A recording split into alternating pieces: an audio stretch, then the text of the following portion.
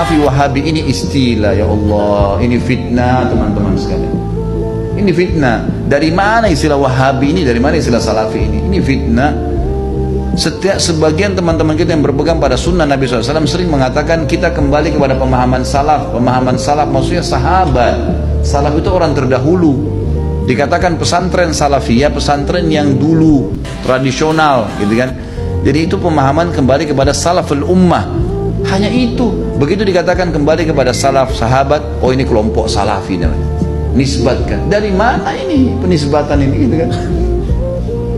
Kemudian wahabi. Apa wahabi ini? Dari mana istilah ini? Ini keluar dari mulut orang-orang yang tidak bertanggung jawab.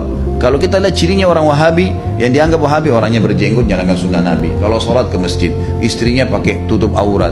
Ya, di rumahnya jauh dari perbuatan dosa. Ini nih kelompok nih. Diolok-olok, wahabila. Saya pernah dimasukkan dalam grup, gitu kan. Saya lihat semuanya disatuin, teman-teman dari semua ormas ada, termasuk nama saya masuk di situ. Banyak, mungkin ada 80 atau 100 orang ustadz, kiai dan seterusnya. Baru saya masuk di situ saya sudah baca.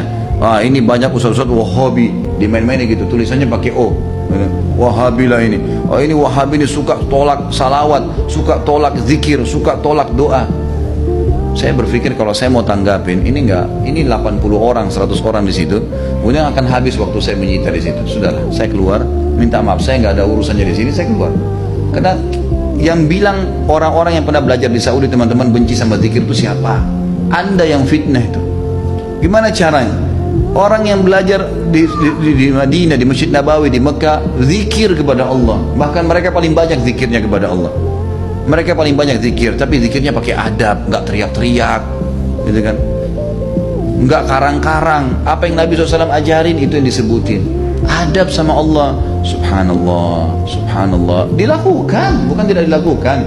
Tapi tidak ada alhamdulillah. Dimain-main, Allah hu, apa ini?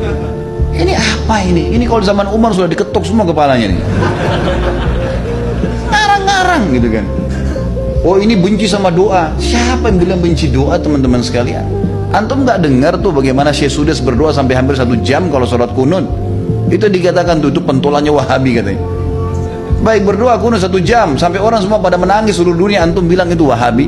Ini subhanallah, ini benci doa itu namanya ajib. Sesuatu yang aneh gitu. Bagi saya tuduhan-tuduhan yang tidak beralasan sama sekali, nggak beralasan nih. Yang penting dari Saudi wahabi, gitu kan? Saya sampai waktu mau berangkat ke Saudi, awal saya mau belajar tahun 90, teman-teman ayah saya sempat titip pesan dari kota Makassar, Khalid, nanti kamu ke Saudi, ambil ilmunya tapi jangan jadi wahabi. Baik, saya berangkat 6 bulan pertama, teman-teman sekalian, semua guru yang masuk saya ketakutan lihat. Ini wahabi nih. Apa ini wahabi? Mau yang menakutkan ini. Kena wanti-wanti begitu.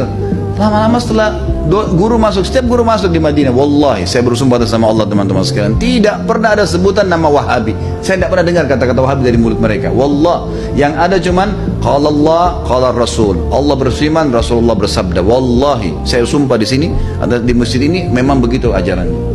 Begitu ajarannya, qala Allah, qala Rasul, qala Allah, qala Rasul, selalu.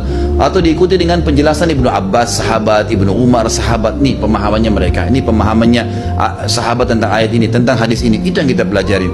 Dan kalau ada masalah fikih, didatangkan 4 madhab semua. Imam Syafi'i bilang begini, ini dalilnya. Imam Ahmad bilang begini, ini dalilnya. Imam Malik bilang begini, Abu Hanifah begini, dalilnya. Jelas, semuanya begitu.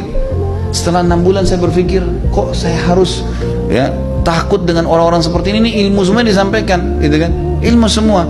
Dan bagaimana mempertemukan antara ambil ilmunya, jangan jadi wahabi. Bagaimana memahami? Saya nggak nyambung gitu. Gimana caranya? Gitu. Teman-teman sekalian, saya kasih jawaban secara akal sehat. Rasulullah SAW lahir di mana? Di Mekah. Ya, 13 tahun fase turunnya ayat-ayat Makkiyah di mana? Di Mekah. Baik, setelah itu Nabi SAW hijrah ke Madinah. Berapa tahun Nabi di Madinah? 10 tahun. Sampai meninggal kan? Kuburannya ada di sana. Demi Allah, Mekah sama Madinah markas Islam. Ada orang mengatakan itu markas Wahabi, markas ini tempat Nabi mau lahir dan mati. Kok gimana sih?